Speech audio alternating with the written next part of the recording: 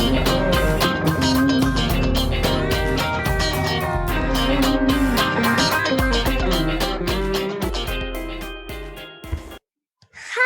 I'm Curious Vedant, and welcome to season 3 of my podcast.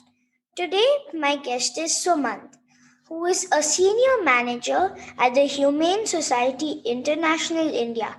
Sumanth started working with animals when he was in high school in 1999. He was involved in rescue and rehabilitation of lost, injured, and displaced animals.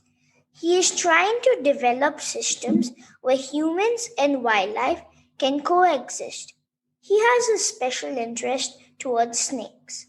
Hi Sumant, welcome to my show. Hi Vedant, I'm so happy to be here. I am a big fan of your show. I've heard every single episode from the last 3 seasons. I'm very excited to be here. Did you enjoy the episodes?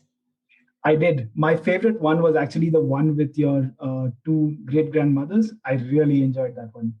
Hmm, everyone seems to be enjoying it. So, Sumant, you are working on developing systems where humans and wildlife coexist. I'm curious to know what are the kinds of problems that are present? That's a great question, Vedant. And I think you know this to some extent because you know in Singapore, where you are, there are many animals in the city. Similarly, all across India, there are several animals that live within cities. For instance, Bangalore, where your grandparents live, there are actually leopards around their house. There are snakes around their house. There are porcupines. All of these animals exist in the same space that we are. Unfortunately, some of the resources that we need are very limited. For example, the land that we have to live on is very limited, right? India is a particular size. Bangalore as a city is of a particular size. The land is not growing. The other limited resource is water.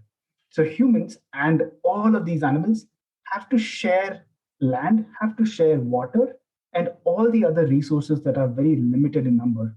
So that leads to a lot of problems because while animals are okay to share land with people and share these resources with humans, not all humans are equipped to share resources with animals, and that's where the problem comes in. There is also a lot of positive interaction between humans and wild animals, but very often there is a lot of problems because elephants come into fields, they destroy crops. Leopards come into villages, they take away livestock. Snakes bite people, people don't like them. So there are a lot of these issues that are created, which leads to conflict. Those are many problems which are big. I've seen some snakes like in nature parks, but I've learned Mhm. that if you don't disturb any animal, they won't harm you. Is that true? You're absolutely spot on. Most animals don't want anything to do with us, including snakes or including leopards or elephants. They don't want to come and interact with us voluntarily. It's only when we do something, they react to it or they respond to it. For example, if I'm walking in a field after dark and without any footwear, and if I accidentally step on a snake, the snake is going to turn around and bite only because it's in so much pain because I'm a heavy person. I step on a snake that's really small, that snake is going to get hurt and turn around and bite. Otherwise the snake will just move away by itself. Very similarly, even leopards, for instance, when they come into say a village, if you give them enough space, they will go away by themselves. They don't want to cause any problems or get into conflict because it's also very, very stressful for them. So, what you said is spot on. Unless you do something to them that triggers a reaction, it's perfectly safe to be around animals. I really like being around animals because no matter which kind they are, they're very cute and they just I like being around them. That's true. I love being around animals as well. Unfortunately, I only have a dog and a cat at home, and I love being around them as well. So what are the solutions you have in mind? That's really tricky, Vedant, because I mean this the problem is very, very complex. The only thing that will really solve it is to bring about a change in how people behave towards these animals. For example, let's say there's a leopard somewhere on the outskirts of Bangalore, or even in some village near Bangalore. People in that vicinity, people in that community, have to be taught what it means to live around these wild animals. And that can come through a lot of awareness programs, a lot of outreach programs, going into these communities and telling them that, look, there might be wild animals around you. There might be bears, there might be leopards. But like you said, Vedant, we have to tell people that unless you do something to these animals, the animals are okay by themselves. And that's how you have to slowly bring about a change in the way people behave, because animals have their own behavior. It's very difficult to change animal behavior, but human behavior is something that can be changed uh, through a lot of education. So that is something that I think is a long-term solution to conflict, or to be able to live alongside animals. Aside from that, what we also need to do, you would have seen some images, Vedant, where a leopard or an elephant has come into a village or something like that, and everything goes completely crazy. People are screaming, people are throwing things at the animal. What that requires is for the government agencies, the forest department, which is the custodian or which is the caretaker of all wild animals, they need to be trained in how to handle such a situation. And that, I think, combined with bringing about change in how people behave, will be the perfect solution. That's a really nice solution. You must have worked really hard on that. It's very nice. Thanks so much. I think that is the only solution. Unfortunately, like I said, it's very challenging. We've been working on it for several years now, and I hope that in the near future it starts showing some good results. I have one other way. Mhm. Go ahead, please. Probably we could ask schools to have lessons on how to treat wildlife. That is actually a fantastic idea, Vedant, and that's something that I think you're spot on. Because when we talk about changing how people behave towards animals, it has to start with people or with kids who are in school, because then that generation grows up with that knowledge of how to be around animals or how to treat animals that are around them, and that will make a huge change. You're absolutely right. We need to go into schools and start talking to kids about the animals around them. That's absolutely right. How did you get interested in human wildlife conflict issues? Yeah. So when I was growing up, we had a lot of we used to hear of a lot of instances of snakes coming into houses, or birds getting injured and falling down, and a variety of these issues would keep cropping up. Unfortunately, and we would also see in television or read in newspaper about elephants coming into some farmland and then people throwing stones at them, or people throwing uh, many things. I've seen very horrific incidents that I won't go into detail right now. uh, but what that got me thinking was conflict between humans and wild animals seems to be the one topic that is actually the most detrimental to wild animal population. And what I also noticed was whenever there was an incident of conflict, be it a snake, be it a leopard or an elephant or a tiger or anything, the animal was always very, very stressed, very scared, and often very cruelly treated. So that got me really interested to say, is there a better solution? Is there a way to deal with conflict without stressing the animals out as much? And that's what got me interested in conflict overall. I try to understand species better, I try to understand human behavior better, and it became a really interesting field, and I just dove deeper and deeper into it. I've also seen in some books, like some make believe books, Mhm. that snakes keep going into houses and people keep beating them. And I find that very mean. And I feel bad for the animals. If I was an animal, I would feel really bad. That's true. That's true. And I think we don't. A lot of people don't end up feeling bad for a lot of the smaller animals, for instance. If there's a lizard in somebody's house, that is also sharing space. And a lot of people are not tolerant of it and they end up killing the lizard or trying to drive it out. That also, I think, is very, very, very cool. There are much better ways of dealing with it. And if there's a lizard at home, how do you deal with it? So I can tell you what I do if there's a lizard at home. I, for one, think it's great to have lizards at home because they actually keep the population of insects in your house under control. They eat a lot of mosquitoes. They eat a lot of other smaller insects. That really helps keep the insect population down. But if there is my mother, for example, does not like lizards, and I'm guessing your mom also doesn't like lizards. Maybe. Yes. So what I do when there's a lizard in my mother's house, for instance, is I talk to her and I tell her that a lizard in, say, the bedroom is okay, not a great thing, but a lizard outside the house, like if it's in the garden, it's perfectly fine.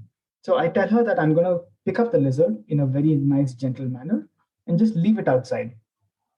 And she's perfectly okay with that. So I think that's a great thing to do. If you have a lizard at home, or any other creature at home, just pick it up and leave it outside.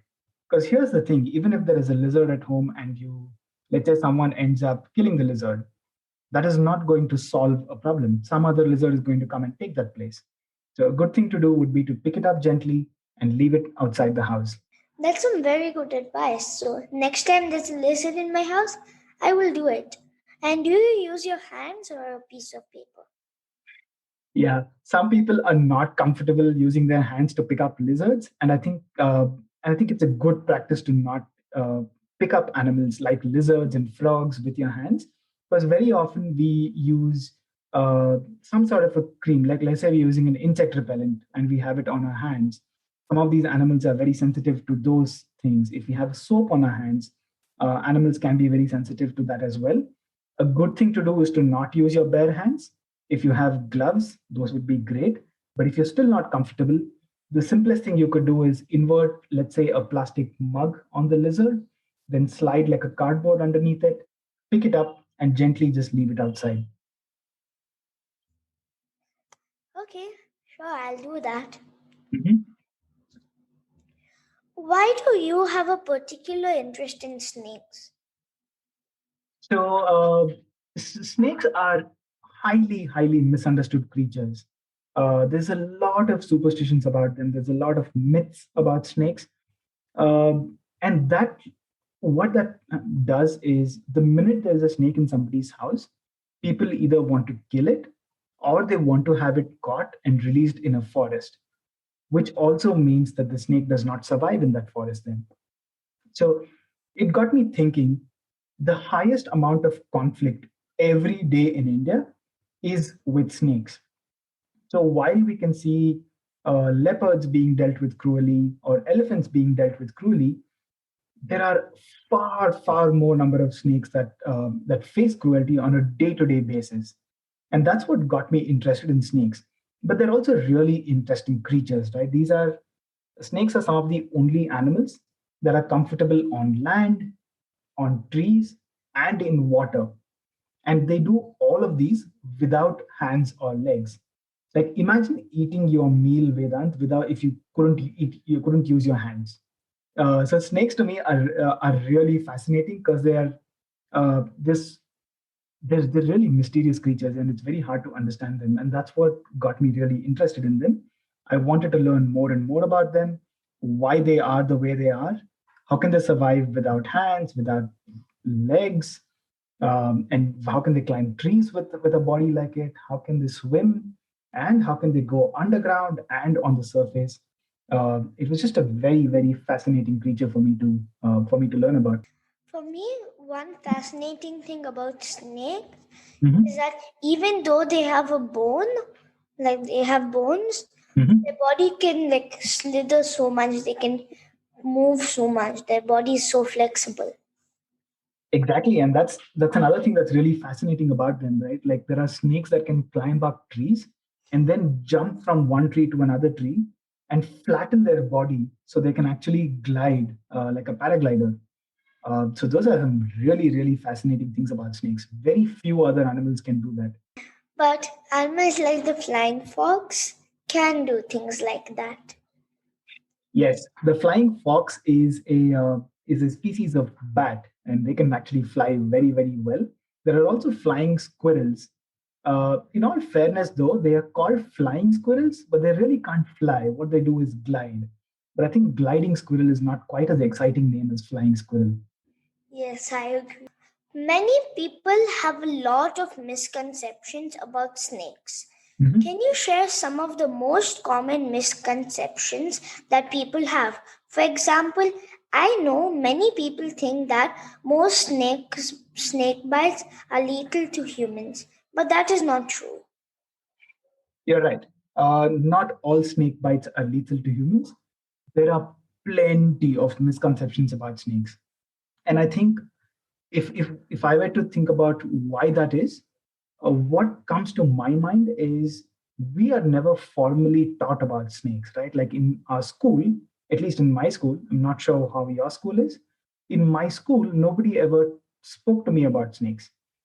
Even though they are all around us, there are so many of them, nobody ever spoke to me about it. The only place that you can sort of get some information about snakes is mostly television, on watching Animal Planet and a lot of these other channels, or from magazines, or from videos on YouTube, or from stories that your grandma and grandpa maybe tell you about it. Unfortunately, not a lot of them are truthful, because nobody has ever been taught about snakes in a thorough scientific manner.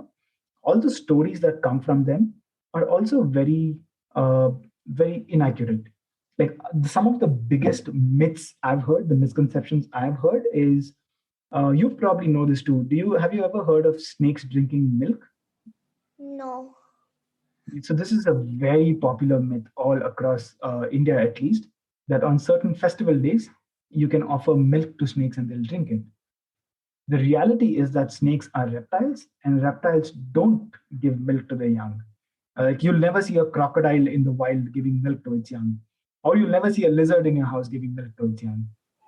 I haven't even seen a lizard give birth. Exactly. So reptiles and birds do not give milk to their young, but that's a very common myth. Everybody goes and tries to feed milk to snakes, and then these snakes die a very cruel death because they can't digest milk at all. But some of the other misconceptions I've heard is, they say that if you hurt a snake, the snake will come back in 12 years and seek revenge. And that is really absurd because most snakes don't even survive 12 years in the wild. So it's just physically impossible. And there are plenty of misconceptions about how you handle a snake bite, for example. People do everything from trying to suck the venom out with your mouth to trying to burn the wound. They do plenty of things. Lots of misconceptions about snakes and snake bite. So, snakes venom you can drink, right? But it can't go into your blood, right? That's a very technical differentiation, Vedant. Venom, by definition, very commonly people use venom and poison interchangeably. A lot of people will say poisonous snakes, for example, and not venomous snakes. Poison and venom are two very different things. Poison is something that you can either eat, drink, inhale, or absorb through your skin. Venom is something that has to enter your blood for it to have any effect. Technically, what you said is true. However, it's an extremely risky thing to do. For instance, you don't know if you have a cavity in your mouth, or or you don't know if you have any minor ulcers or cuts in your throat. If somebody were to try and drink venom, it could very easily enter their bloodstream, and then it would have the same effect that venom would in the bloodstream. So it's never advisable to uh, drink venom based on technical difference between venom and poison. Yeah, I know that. That's good. What are the things to be done in case of a snake bite? That's very interesting. And I think this is something that a lot of people get wrong. What I can tell you, Vedant, is in case there's a snake bite, The things that you shouldn't do is a lot more important than the things that you should do, because there are so many things that you shouldn't do which are commonly practiced, and they can be life threatening. For example, the one thing you never do is you shouldn't panic. You should stay as calm as possible, because if when you panic, your heart rate goes up and your blood starts circulating faster through your body, and your blood is carrying venom with it. So never, never panic. Even though it's extremely difficult to stay calm, you have to stay calm as much as possible. The second thing to never do is don't tie a tourniquet. And tourniquet could be like a piece of cloth or a rope. Never tie a rope or a cloth anywhere near the bite. It's very common practice to identify a spot about 3 or 4 inches away from the site of bite and tie a piece of cloth to restrict the flow of venom. What that ends up doing is it restricts the flow of venom to just one part of the body. So when that person is taken to a hospital, and in the hospital they have to take out this rope or cloth to treat them, there is a sudden rush of venom into the body. And that's actually very, very harmful. So never ever tie a cloth or a rope. A lot of people, like I said earlier, also try to cut the wound or try to suck the venom out. Again, will not work. If there is already a snake bite and you're taking a knife and cutting the wound, you're adding another wound to where a wound already exists. And what that does, it just gives more opportunity for blood to flow out faster. So never ever cut the wound or try to suck the venom out. A lot of people also try to burn the wound. That's also not something that will help at all. It actually makes the wound much more infectious. Never waste time. Very, very important. Whenever there's a snake bite, a lot of people will waste time in trying to catch the snake or kill the snake to take it to the hospital with them. That is no longer required because we have a common medicine. So never waste time in doing that. And never, never go to a local healer or some quack who promises to treat snake bite. Always, always, always go to a hospital. These are the things that you shouldn't do. Can I tell you very quickly what you should do in case of a snake bite? Sure, we have all the time in the world. Perfect. So, what you should do is actually really simple. Firstly, you have to stay as calm as possible. Do not panic, like I said. Then get the patient, whoever's been bitten by the snake, get them to sit down with the site of bite below their heart, if possible. Like, let's say they've been bitten, somebody's been bitten on their hand. The good thing to do would be to make them sit and keep their hand below the level of their heart. That actually helps greatly in ensuring that the venom doesn't flow as quickly through the system as possible. The next thing to do is to remove all constraining items. Like, let's say the person is wearing bangles, let's say they're wearing rings or a watch. Remove all of those, because what happens is when there is a snake bite, their arms and legs start swelling up. And when they start swelling up, if you have a watch on, it serves the same purpose as tying a rope or tying a cloth. So take out all bangles, watch, rings, anything of that sort, and immobilize the limb. Like, let's say somebody's been bitten on their hand. What you could do is you could take like a piece of cloth, like a dupatta or a sari or something of that sort, and create a sling. Have you seen how when somebody breaks their hand, for example, it's put in a sling around their neck? Yeah. Yes, so make a sling like that with any cloth that you get, just so you're not moving the arm too much. If you're moving the bitten limb too much, that again increases blood circulation and carries venom with it. So don't move the arm, head straight to the hospital. Go straight away to the hospital in any vehicle that you can find. Do not wait for an ambulance to reach. If you can mobilize a car, go in the car to the hospital. If you have access to a motorbike, it is recommended that the person who's been bitten sits in the middle. So, three people on a motorbike, one person riding, the victim of the bite in the middle, and another person behind them, and they can be rushed to a hospital. What you do on the way to the hospital is very important. you have to take note of all the signs and symptoms that develop. For instance, when people get bit by snakes, they have swelling. Every time the swelling passes a major joint in the body, like let's say, for example, somebody's been bitten on their finger. When the swelling passes the wrist, which is a major joint, you have to make note of what time that was. And then let's say the swelling passes the elbow, which is another major joint. Make another note of what time that happened.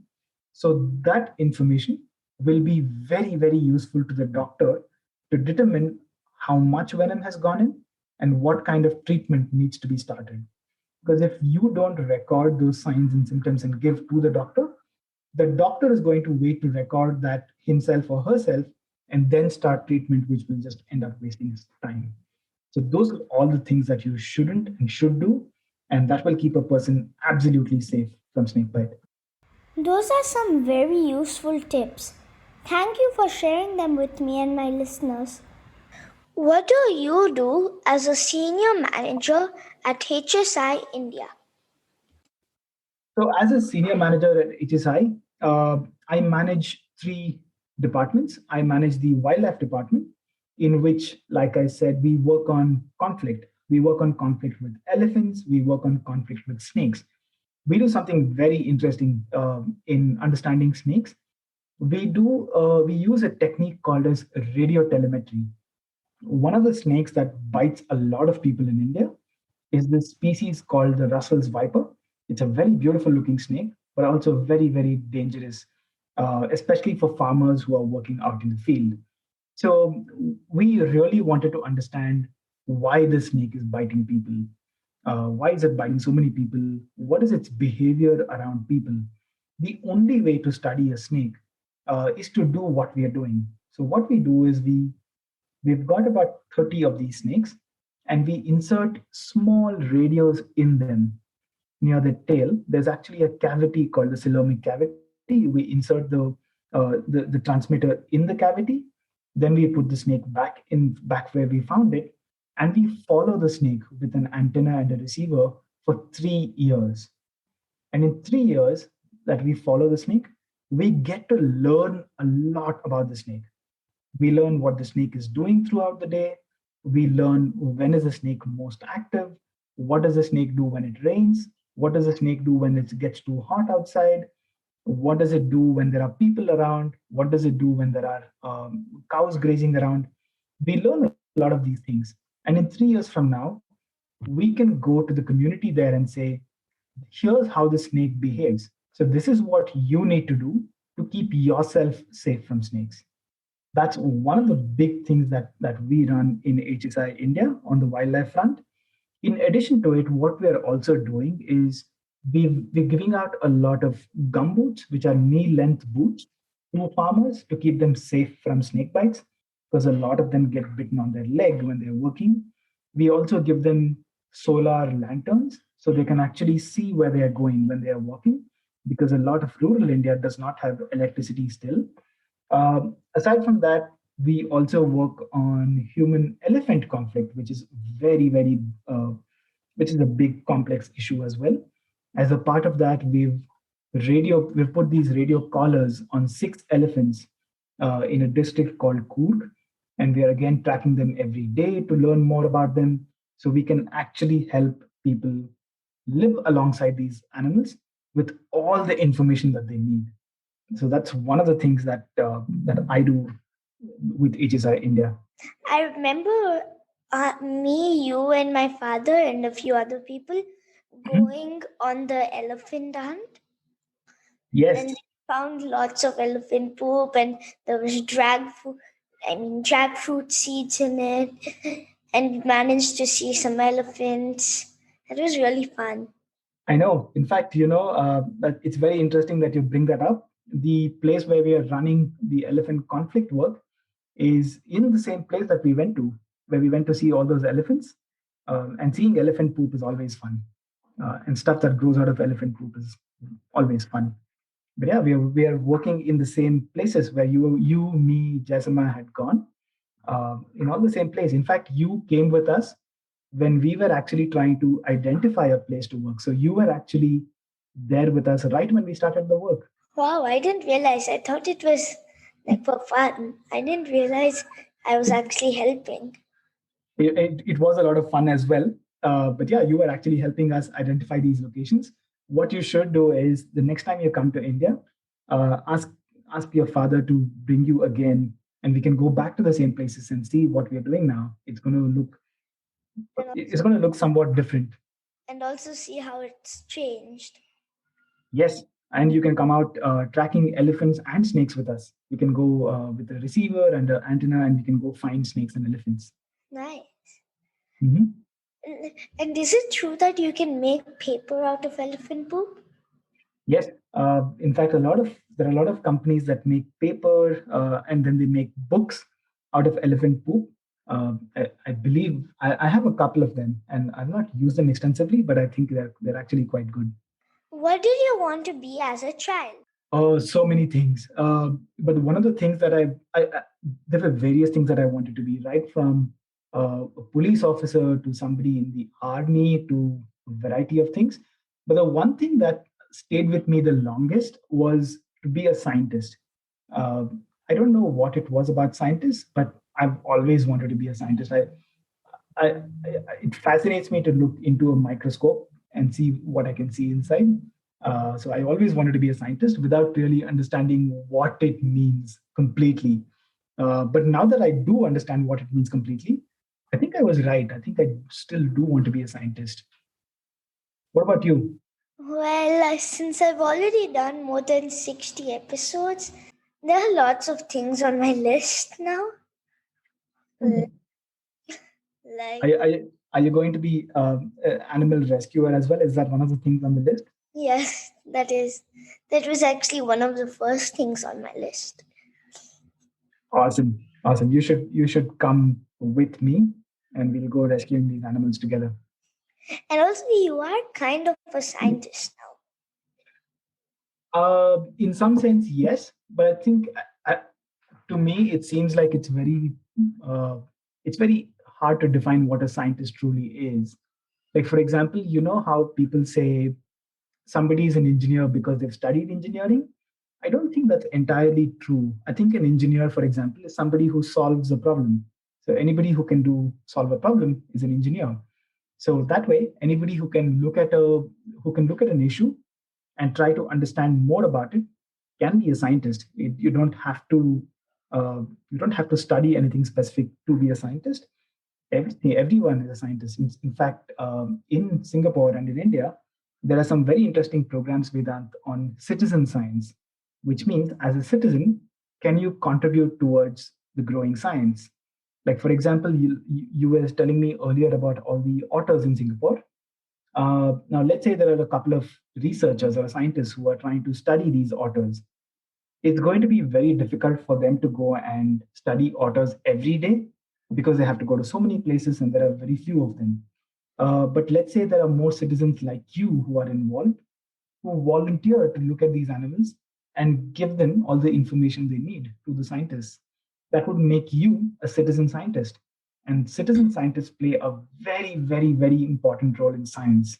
I'm still, I didn't know there were lots of categories in science. The only type of science I knew was like plant science and like chemicals and experimenting.